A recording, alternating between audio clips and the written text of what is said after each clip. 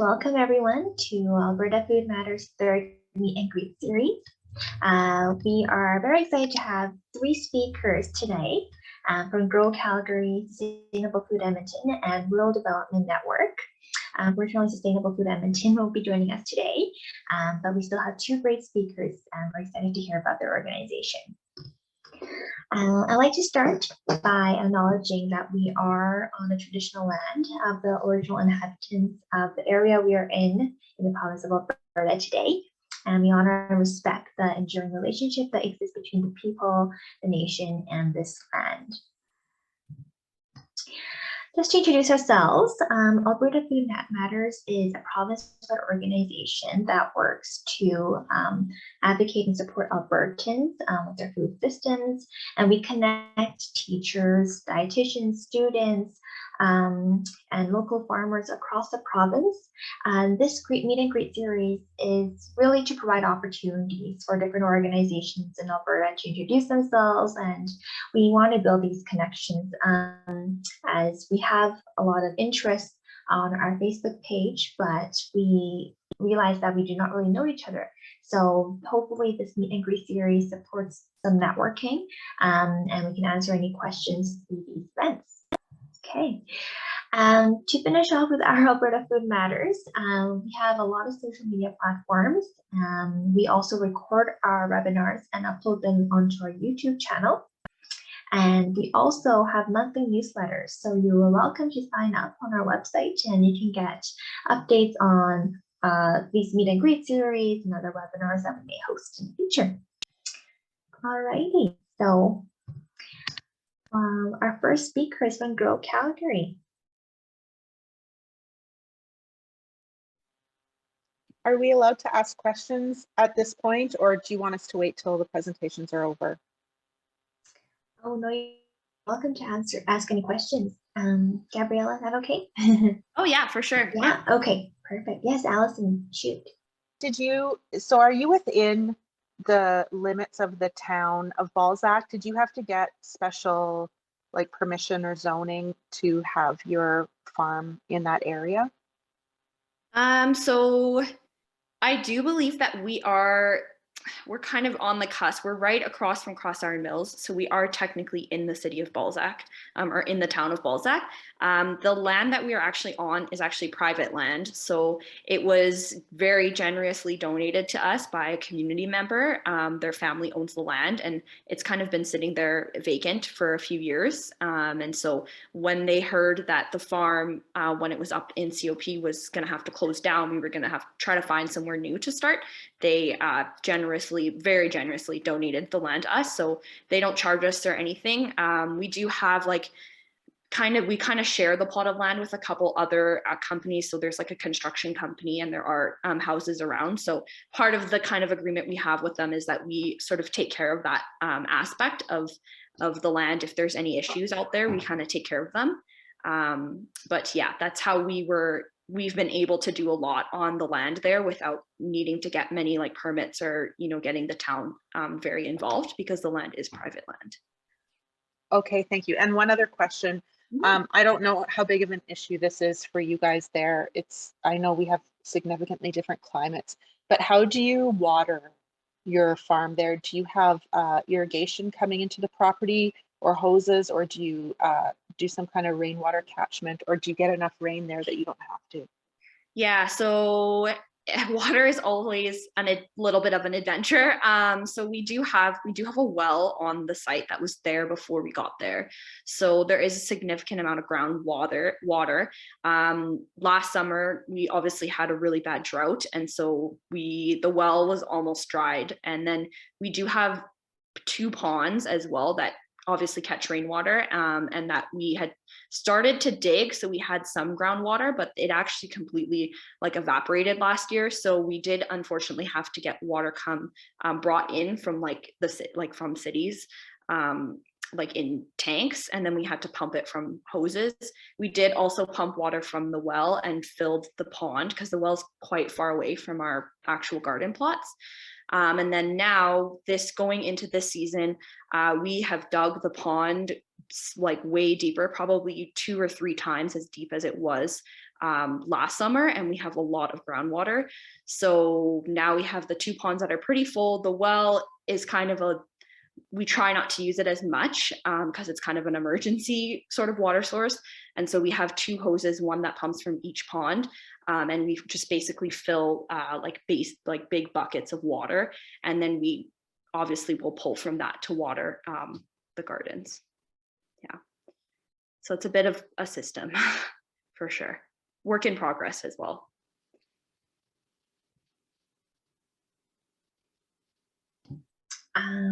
We have a question from Connor. Hi, Gabriella. Thanks so much. Nice to meet you. I just had a question about the organization in terms of, are you all volunteer based? Like, is it all, volunteer run? Yeah, we're all volunteer run for the most part. We have had like a couple summers here and there where we've gotten sort of grants through like Alberta Works type programs where we've had, students come and be able to sort of get paid for their work through that. But typically we're all volunteers that run the farm. And how does your volunteer scheduling go? Like, do you have any issues with that, or do you have usually the same people who come? Like, is it a weekly thing, or who does all the coordinating? Yeah, so we have, right now it's me and 2 other people that kind of manage sort of the back end of stuff with coordinating volunteers and also just the on-farm kind of management side of things. So with the animals, we do have to have people coming twice a day to check on the animals. So we have a pool of about 30 volunteers who have like signed up for animal care, but we probably only have maybe 10 or 13 that come sort of regularly to the farm. And then typically in the growing season, Paul would actually live at the farm. So he would be there every day anyway. So he would offer volunteer shifts like whenever people wanted to come out. Obviously this year, because he's not here, we have had to kind of find days that work for people that are used to being at the farm, that have volunteered for a long time. We have a farm manager program. So essentially trying to have a farm manager present on the farm for the shifts that we can fill. So right now we're going to do 3 days a week. And then hopefully by June, we'll have at least 4 or 5 days a week, just depending on when our farm managers are available. But yeah, volunteers, there's always kind of ebbs and flows. We have some people that are super dedicated. Obviously, I'm pretty dedicated. I've been there for a long time, and, other people on our leadership team. And then there's other people who, only want to volunteer for the summer. There's some people who only want to do animal care. So it's kind of about trying to figure out where people's passions are, and also, giving them the opportunity to contribute to the farm as well. So they kind of feel like they're a part of the farm, and they, become more dedicated through that way as well. Mm-hmm. And my last question, do you have any educational programming at the farm? Like, do you bring in students and kids? And yeah, we don't have anything official in terms of that, but we do like trips to schools. We have one school that we're going to go to kind of talk about like, how do you start seeds, soil health, things like that, because they want to start a garden at their school. And then we do in the summer, or in the summer, we also do like groups. So lots of schools do like field trips out to the farm, and we do a lot of early germination with them, obviously in the spring. And then summer camps as well will sometimes come out and do like a harvest day, and we'll kind of teach them about urban agriculture. And then we also do have the farm management certificate as well, which is essentially like you have to volunteer at least 50 hours, and there's a set of kind of goals to achieve. And then once you've kind of achieved them, you feel comfortable being at the farm out there by yourself, you kind of get the farm manager sort of certificate. So yeah, those are kind of the 3 programs that we have for education. Amazing, good to know. Okay, that's awesome. Thanks.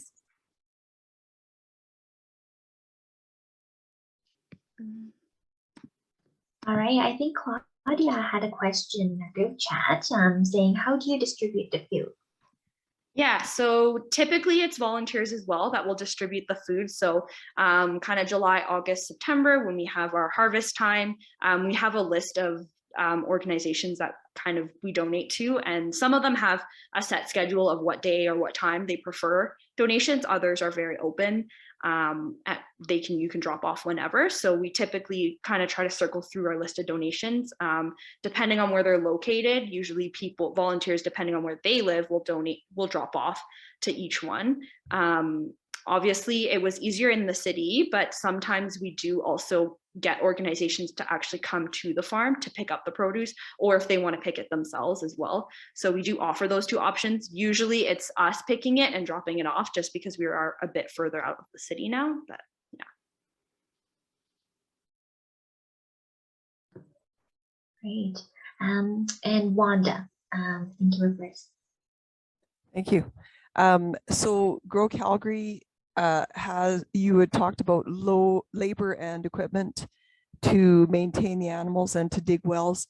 Are these just local farmers who are donating, or have you guys somehow got an agreement that the city pays for the equipment, or how does that work?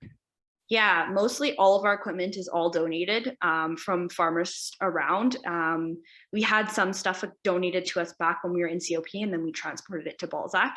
And yes, the benefit of being in Balzac is that we are around a lot of farms, and a lot of people have a lot of education around like farming and animal care. So yeah, they donate a lot of their equipment, or even just allow us to use it like for the day to do something, and then we give it back to them.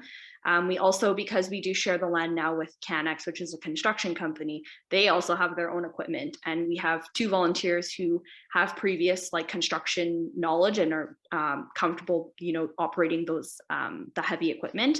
So Canex also very generously lets us use their equipment every now and then. I think we actually only own 2 tractors, and pretty much everything else is all kind of donated, or we just use it when we need. So, yeah. How did you come to own the tractors? That I'm actually not sure of, because we had those before when the farm was up in COP, before I started volunteering with Grow Calgary. So I'm not sure how we actually got the initial tractors. Yeah.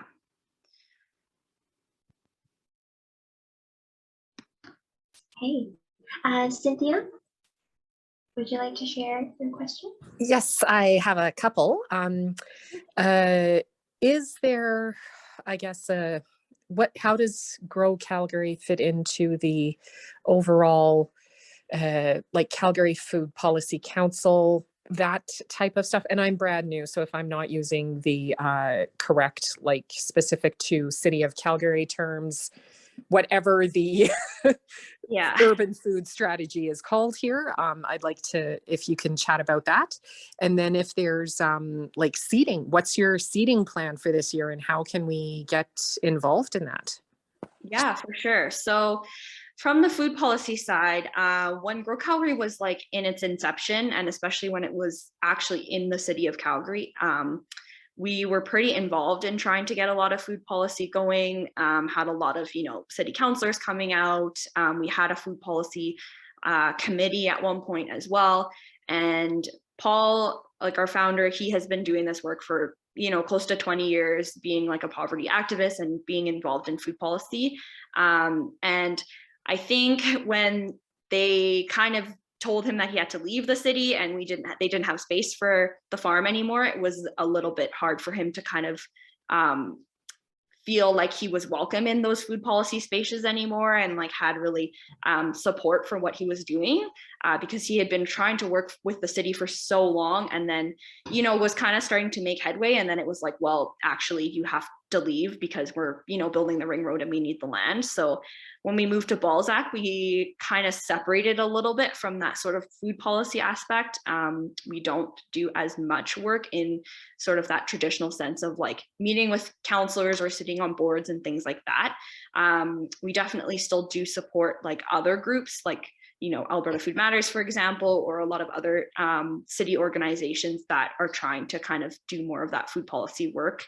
But we haven't been as involved in it, truthfully, in the last probably 2 years or so, especially with the pandemic as well. Things kind of, we kind of had to switch priorities a little bit through that as well, through losing, a lot of volunteers and things like that through that. So, and And the other question you had was about seeding. So yeah, we are going to start doing some early germination here coming up in April. So April 3rd is kind of like our big spring kickoff day. If you want to come out to the farm on that day, we'll be there from 11 to 3.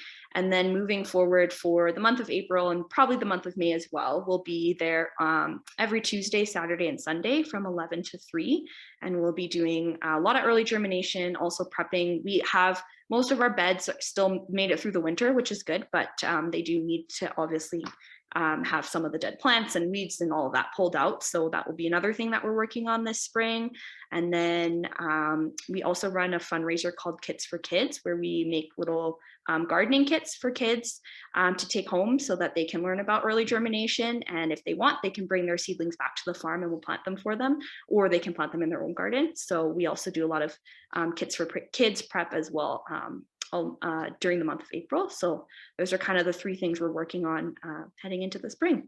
And yeah, if anyone's interested, you can email me. I can write my email in the chat and I can send you our volunteer guide, which includes kind of all our info about that. So that's my email there. Thank you. Yeah. Great. Thank you so much for all your questions. And Abby, I know you have a question there. It seems like Karima, who is representing Sustainable Food Edmonton, is not here today. So actually, we can kind of continue our discussion. And then Connor from Rural Development Network will join us. Maybe we can go until 5:30. Is that okay, Gabriella? Sure. Yeah. Okay, sure. Abby, you're up. Okay, thanks. Thanks. That's amazing work that you guys are doing. I Thank you. remember seeing when I drove into the city, besides COP. I remember seeing all the farms there. How many acres do you have now in Balzac? I believe we have about 10 acres, but we definitely are not using 10 acres of land right now. We still have, it's a pretty small, I would say maybe 4-ish acres that we're using right now. And that like probably includes the animal section. So yeah, there's still quite a bit that we could move out to. But it's hard to manage, manage that much land. And then, so you're all volunteer run. Like I have similar questions to Connor in that, like I personally like to see organizations and people like you keep going, you know? So how do you prevent burnout? Yeah, that's a great question. I personally am also involved in 2 other community volunteer-based organizations as well. So I'm quite involved in a lot of that stuff and pretty busy. Yeah, it's hard. Definitely trying to split the load between other people that are, wanting to do more and get more involved. In the same grain as well, I've had instances where, people, I'm sure people who have run other volunteer organizations can relate, people who feel like they're very gung-ho at the beginning, they want to do the work, they want to help out, and then they kind of find out how much work it is, or they find out, what it actually entails, and then they kind of drop off, right? And you don't hear from them again. And you're like, okay, I guess you don't want to do that. So it is tough, but just trying to find those, you only really need like 1 or 2 other people, and it really makes a difference in splitting the load up. Even for me, like when Paul left, we were all like, oh my gosh, what are we gonna do? How are we gonna, run the farm for the summer? But having like a strong base team of even just 3 of us splitting up all the load has made a huge difference. And so I think when you do find those people who really do show you that they, are dedicated and they want to put in more work, that you kind of foster that and try to give them some more responsibilities, like slowly, obviously, to not burn them out as well. And that's kind of something I take into all of my different community things that I do. We all, I split the load amongst a lot of different people. And then also just making sure you're kind of clear on like roles and responsibilities as well, and keeping that open communication. If you can't finish something because, you're burnt out or you're tired or you have things going on, just being open with that with your team. And also not getting stuck on having everything done a certain way. I think especially, if you work in corporate or if you work in an environment where that's kind of the mentality, you can bring that into your community work. And that's really not the attitude that to have. We have to try to kind of break those habits of like, okay, this needs to be, you know, this is the deadline, or like this is a hard stop on this, and understanding that everyone's just kind of pitching in as much as they can. And you know what, some things might not get done, some things might not get done on time, but you have to be able to kind of adapt and just sort of say, okay, like kind of let it go, you know. So those are kind of my two biggest things, are yeah, splitting the load, and then also trying to not be so hard on yourself and hard on the organization and other people. Oh, yeah, can definitely learn from those words. Yes. And like, do you need to make money in any way? Like, how are you supported yourself financially? Or yeah, so myself financially, I'm actually a nurse, so I do work as well. Like I work part-time, so financially I have the means to do all these different projects and also work part-time. And then with Grow Calgary, for example, we are very lucky in that because we have so much space, we can just collect a lot of donations and a lot of supplies from people. So we have collected a lot of things over the years. And so our actual like base running cost to run the growing side of things is very, very low, because we are quite established with sort of like our beds and our land and all of that now. And we have a lot of different companies that donate seeds to us, and different garden centers that donate seeds to us. Seeds that, you know, they didn't sell last year, but they'll give to us, but they're only a year old. So they're definitely still good to go. The only thing that is unfortunately a large cost is obviously vet care and animal feed. So that's kind of what the majority of our fundraising goes to. So yeah, like we run the Kits for Kids fundraiser, for example. Obviously people can donate to us whenever they want. We try to run a couple events throughout the summer too that are kind of like entry by donation. So yeah. That's fantastic. And then in your homes, do you guys get to take some of the food? I'm sure you enjoy the food. Yeah, definitely. Yeah. And especially, yeah, if we, you know, had a really good tomato year or something, yeah, definitely we will, you know, can take some home.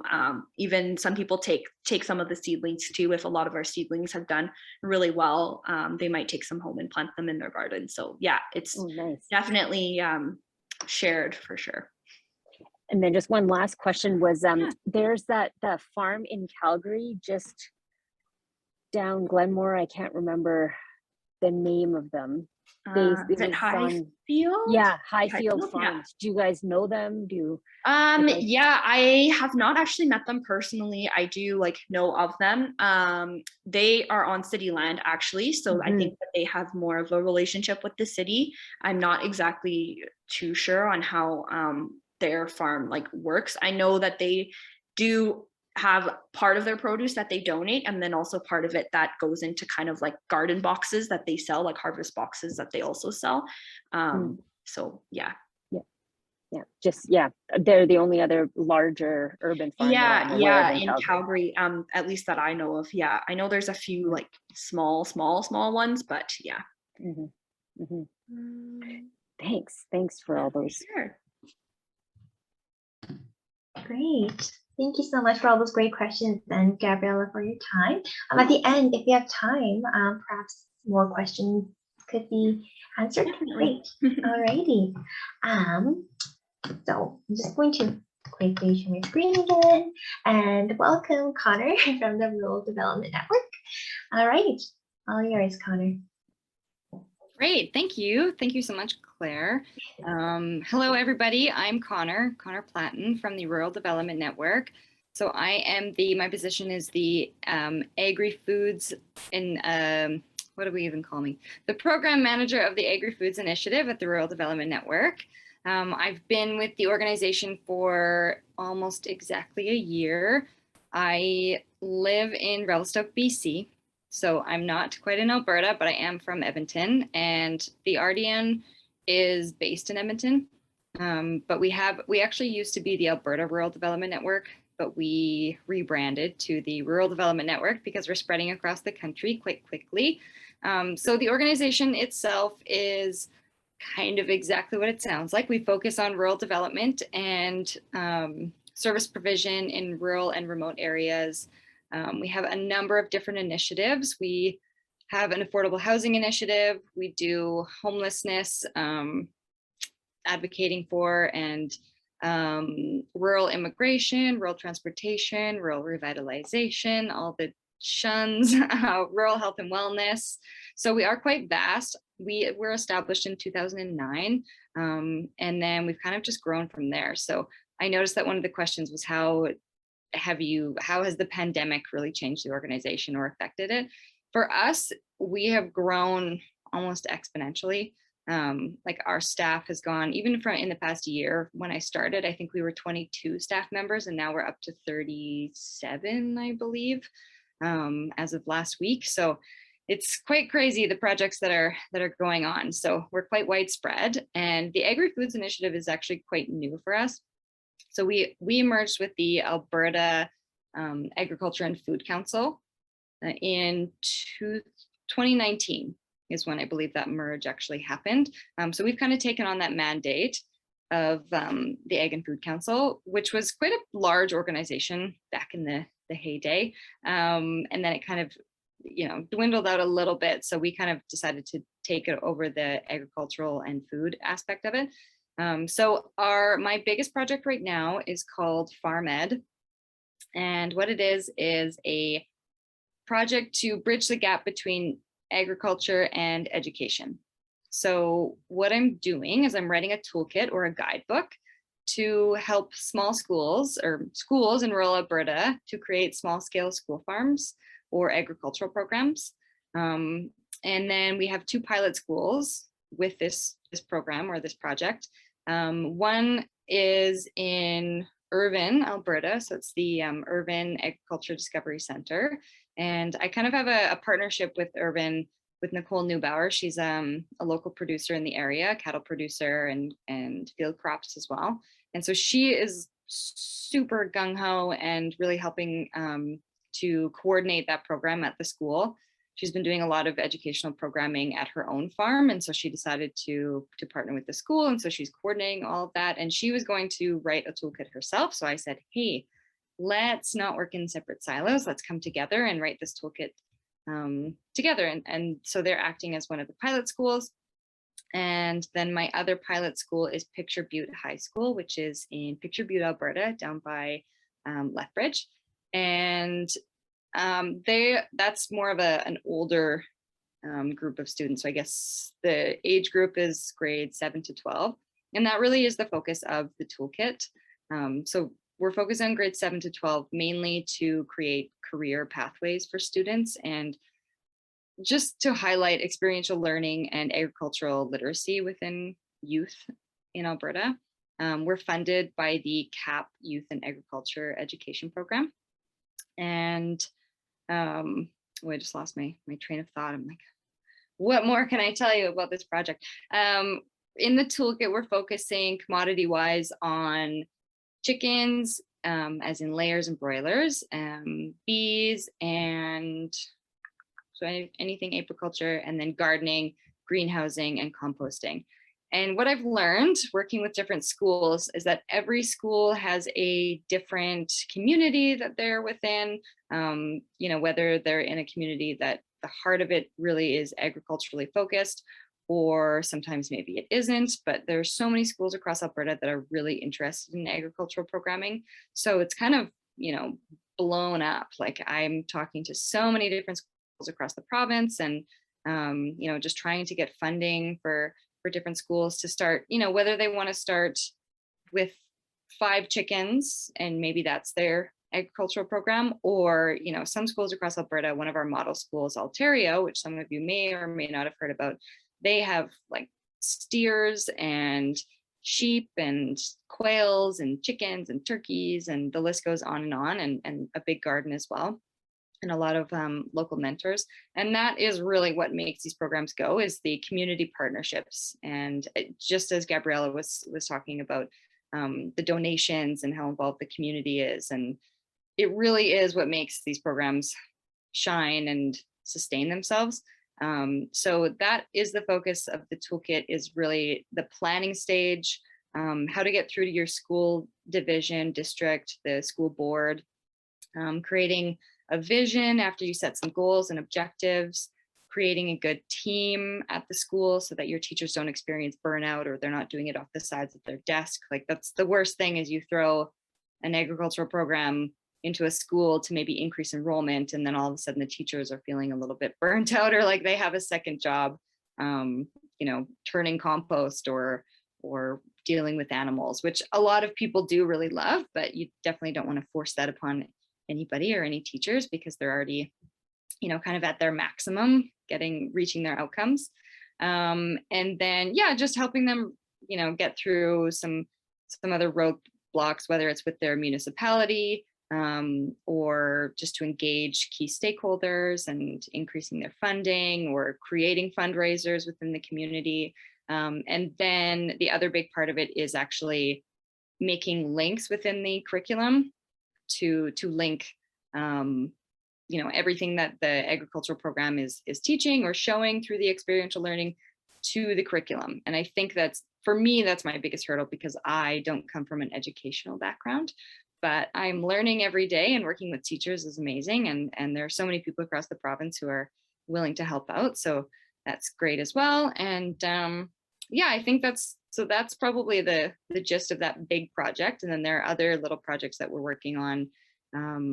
One of them is called the L program, and that is in partnership with the Agri-Food Management Excellence, AME. And so that is a program focused on increasing skills, business skills, and leadership skills amongst women in agri-foods. And then there's a bunch of different projects that we actually just put in funding for, which are centered around women in agri-food. So I would say that that's probably my main focus, is youth and agricultural literacy and women in business and in the agri-food sector. So I don't have anything else in front of me, but maybe I'll take some questions and then we can kind of roll on from there. Great, thank you so much, Connor. Abby, the question. Oh, okay. Can you hear me? Yeah. Yeah. Okay. I forgot my computer cord, so if I cut out, it's because my computer died. Sorry about that. So, have you heard of Christian Wright? So I'm based in Canmore. Okay. So he did. So we built school gardens here, which in the mountains we have to put 8-foot wildlife fencing. We have bunnies, so we had to put 2 meters underneath. And then Christian farmed them for many, many years, and then got involved in food literacy with school and incorporating into the education curriculum, and ended up teaching. Did you hear about him?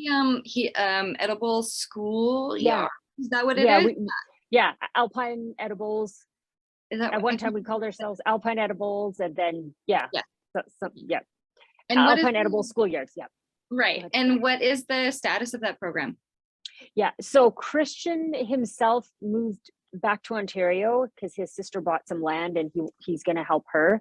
I'm also on the board of the Bow Valley Food Alliance, and I'm also a parent in the Bow Valley, and so on the parent council, and I'm starting a school. I'm piloting a school meal program in our school, but where we are, we don't have land, or we don't have space to put a garden in. And the gardens that we have from Christian are at a different school board. But there is another person in town working with the school board to figure out if we can revive, the gardens and use them again. So they've sat for 1 year. So I'm hoping most of it can be used next year. And recently I got some funding from Farm to Cafeteria Canada to reignite the dialogue of school food in the Bow Valley. And I thought, since you're in Revy, you would want to know about that. And yeah, so that's where we're at now. There was a teacher at one time who got chickens in the high school. The high school is kind of shaped kind of interestingly, and there's a center part where it was perfect for chickens. Right. It was so great. and then COVID happened and they couldn't keep them, and people, you know, all that stuff. So I'd be curious if someone revised that again. That would be fantastic. And then, so that's just like information. And then the other question was, do you do work with any Indigenous nations or You know what, communities? I haven't moved into any Indigenous communities or nations specifically because we are so new, and I've just been focusing on this particular project. But our Indigenous liaison and I, we actually have an Indigenous liaison at the organization. Emil, he's fantastic. And so him and I are going to start working on that together, and just seeing how we can kind of move into that, and and just get some agricultural programming going, because I know that that's of interest for the U of C at the WA ranches, I believe. And then, I mean, one of my interests is to get some growing or programming up north in rural and remote communities up north. One of the Ontario, again, they have I don't know if you've heard of a grocer box. So this is a modular hydroponic farm. And I'm like, I have heard of them. Yeah, I don't know why, but it's so interesting to me because I think it's so great that it can pump out so much food. There are a few things, like I think, you know, it does take somebody to run it, which can also be great because it can employ somebody. They're expensive to get, but there are so many, you know, like big corporations who are willing to fund these types of things. And I believe that somebody there, I mean, I feel like it's maybe even a rumor, but there is a rumor that RBC is funding like 25 of these boxes to go up north into different communities, and that's kind of what they're great for. It does cost a lot to ship them up north, but I mean, I'm even looking into one for our community in Revelstoke because we have food security issues, and same thing in the mountains. We're a little bit of a different climate, so we have a little bit of different growing room, and so I'm actually on the board of the Revelstoke Local Food Initiative, so kind of involved in this space here. And since I'm doing some educational programming with agriculture in mainly Alberta, because I'm funded by the government of Alberta, I'm also really interested in getting it into my own community because it's really important. So looking at one of those boxes or getting some chickens. Our municipality is a little bit harder to get through. I'm not sure if you've experienced that in Canmore, but that can always be a bit of an issue. But maybe even something like that in Canmore would work with the school, or even, you know, it doesn't have to be a big grocer box, but I'm thinking if you don't have the space, I don't know if there's space to put hydroponic growing or like living walls in schools. And that they have. That kind of stuff they have. It does kind of feel futuristic sometimes. You want the kids like playing in the dirt, but really, I mean, it is great to have them, you know, learning about hydroponic growing and greens and just the different aspects. Aquaponics, so many aquaponics setups in different schools around Alberta for sure. Wow. Yeah, Picture Butte has a little one and they really want to expand it. I don't know if you've looked into Lacombe High School too, like their agricultural program and growing is insane. I mean, they've just put so much into it, and their tropical greenhouse and aquaponic system there. So it's, to be honest, I've just been doing this for a year, and just finding out what's going on across Alberta and across the country in schools is so fantastic. Like these little rural schools can actually make so much happen because they really have the community behind them. And I feel like sometimes they don't have as much red tape, so they can just get things going like next day, which is pretty amazing. I mean, some more than others, some schools, because I mean, Canmore is considered, to us anyways, at the Rural Development Network, rural. So we're rural. Yeah, exactly. But it's funny how different it is than like a really small hamlet in rural Alberta to get things going, right? So I'm sorry, I'm not sure if I actually answered your question. Yeah, totally. Yeah, no, that was great. And just checking if you communicate with Debbie at the Healthy Coalition, the Coalition of Healthy School Food. I do, yeah. So I'm I'm looped into the meetings, and I feel like sometimes I'm kind of in them and then I'm out of them. It's kind of hard. I'm trying to differentiate almost a little bit from school food and school food programs, and then the actual agricultural experiential programs. So I think that's where we differ, but it is really good for me to be in that space. And I mean, I meet with Wanda very regularly at AFM, and then I see Veenstra at Farm to Cafeteria Canada. That's really useful, and so useful for the schools as well, because they can apply for the funding and just to know kind of what's going on there. So yeah. Yeah, it's great. It's great. Everyone's in the same circles, and yeah, so we're you know, as we all gather a little bit of data, and then we share it, and yeah, it's for great. sure. And Farm to Cafeteria Canada is working on their school food map, and it is quite vast. And I honestly hope that we all can compile information into that one map, you know, instead of creating a different database, because I think that's going to be a really useful tool for everybody, just to see the different programming that's going on. I'm trying to encourage all the schools that I talk to, like, if you have anything, please submit to this map so that everybody knows that you exist and what's happening and in your story. Because the more that everybody kind of learns about, you know, stories, the more everyone's inspired. So yeah, and we can, honestly, we can continue this conversation, and you can always contact me to talk about school programming and anything. I'm very open to that. So yep. Thanks, Connor. You're welcome. Thank you. Wanda, and then Allison. Thanks. Hi, Connor. So I might have missed it. Did you talk about certificates that the kids in Picture Butte could do for their farming? Do they make credits in their school programming? Because this is new, as you might know. So we just started the pilot program with Picture Butte. Oh, I think we've been working together for a solid month now. And so that is exactly what we're working on with the school, just trying to figure out exactly how we can fit it into the schedule. We're looking at the timetable, and then the school itself is looking at, okay, how can we integrate, you know, the CTS courses in Alberta, the agricultural courses. I mean, there's 43 of them, I think, different courses that you can incorporate. So they're trying to choose specific courses or to create their own local courses. I think that's what they're called, local.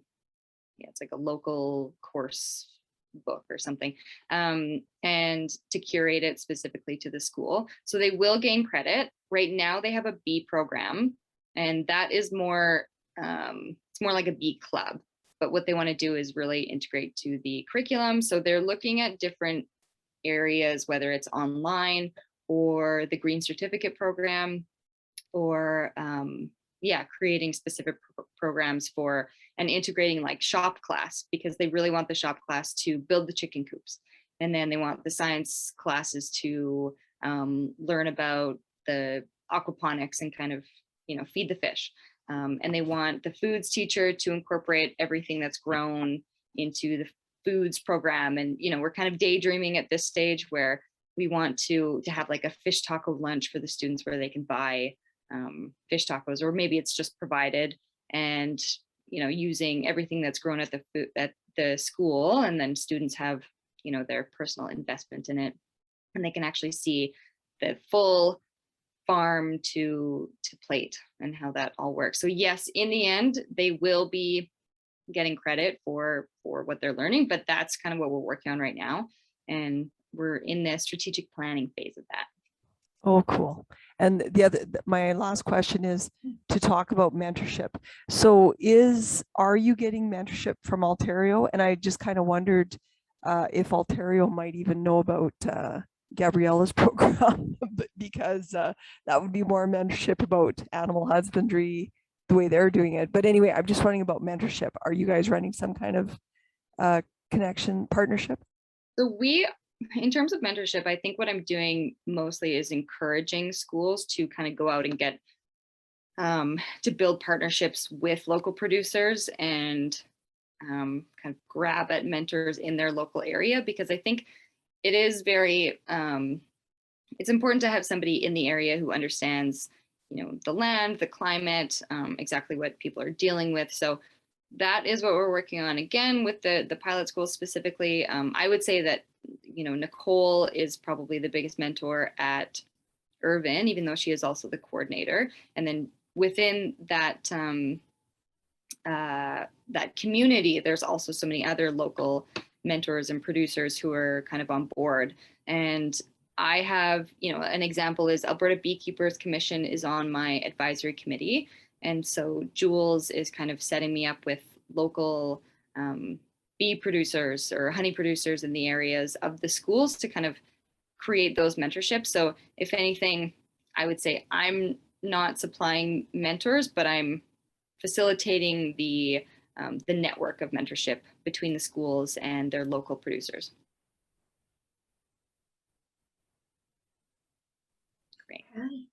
Yeah, great questions. Thank you, Connor. And Allison. Yes. Hi. I have some video here. Yeah. So first I want to let you know that my organization, we're right by the Irvine School. So we're in Medicine Hat, and Irvine is just outside of Medicine Hat. And I know Nicole Neubauer. I've known her for many years. She's, yeah, my kids used to go on tours out at her farm. But yeah, so I was really excited when they started working on the farm at Irvine. My question is around farm school network. So we've talked, I think probably a lot of us are familiar with Ontario, and then of course I know about Irvine. But then I'm wondering, like, there's the farm at Rocky View Schools at Airdrie and the Rocky Acres farm up by Vermilion. And I wondered if there is any kind of a formalized school farm network that within that you know of that we can direct other schools that might be interested. I guess it's part of that mentoring piece, but it's just like when the school division, Prairie Rose, when they first were looking at doing the Irvine School, I gave them some names of these other schools that did it, but there's no formalized network in existence. Yeah. Oh, I can see Wanda has an answer there too. Yeah. I think that is the hardest part. So built into my funding, that was kind of part of our grant, is that we want to build that network. I think right now it's kind of a word of mouth, and honestly, please feel free to send people to me. I'm so open to directing people. I mean, we are a network, and that's kind of what we do. And I would love to build out a formalized network so that, because I know that Kevin at Ontario gets so many calls and he would never say no to anybody, but their situation is so different than, say, the farm in Rocky View, So it's kind of, I've talked to so many different schools and everybody has a different story, and no one school is going to be the same or perfect for another school. Like, people sometimes look at Ontario and they're like, oh my God, they've got cows and bottle calves, and it's almost a bit intimidating. And I want to encourage people that no, like, you don't have to, that doesn't have to be the end goal. Yes, they are amazing with their animal husbandry, but there's a reason why they got that way, like with the support from the community. And I mean, they've had so many fundraisers where the community has, I think somebody bought a steer for like $40,000 or something to give to the school. So it's a different, it's kind of a different story. And then, yeah, you have the story of the farm at Rocky View, and they've had a little bit of a harder time getting up and running. The roadblocks were just a little bit more intense for them, I feel, and still are. It really depends on your school division and district. So I'm really open to talking to anybody who's interested in agricultural programming, because now that I kind of have a good grasp on who's out there, I can usually pair people pretty well with what they're looking for. Like Youngstown, Alberta, they just created a big greenhouse, and they are, in the midst of getting it up and running. And so I'm not necessarily going to send, and I mean, Ron is kind of in cahoots with Kevin already, but Kevin doesn't do a greenhouse, so I'm not necessarily going to send him to him, but maybe I'm going to send him to Jason at Big Marble Farms, who is, a greenhouse grower, or anybody. Will try to find a local, match local producers or other schools who have, like maybe Steve Schultz, but even then his greenhouse is so much more intense than Youngstown's is going to be, because it's tropical and it's got a geothermal system. And anyways, I could go on and on about the details of different schools, but that is the goal in the end, is to create this network. So the more people that I talk to or that's sent to me, the more that I can put into the database. And that's also why I was encouraging people to sign up for the farm to cafeteria school food map, because then it kind of also just gives people like, I feel like that's probably the most formal database that we have at the moment. And I would like to create something like that specific to agricultural programs. So I feel like they're mentoring me on that, and we will come to that down the road. But again, yeah, send anybody my way. I'm very open to chatting. Welcome. Okay, great. Thank you everyone for asking those questions, and for Gabriella and Connor for taking the time to be joining us here today and share your organization. Are there any other questions, comments at this time? If not, it seems that we're hitting 6 o'clock. Gabriella shared her contact, and Connor, if you are able to share your contact in the group chat, just so anyone who is able to, who has any questions can contact you directly. Great, thank you. That said, thank you all for joining us today, and we'll notify you if there's a 4th series. And if you have any other comments about Alberta Food Matters, feel free to check our website. Yeah, have a great evening, everyone. Thanks so much for being here and joining us today.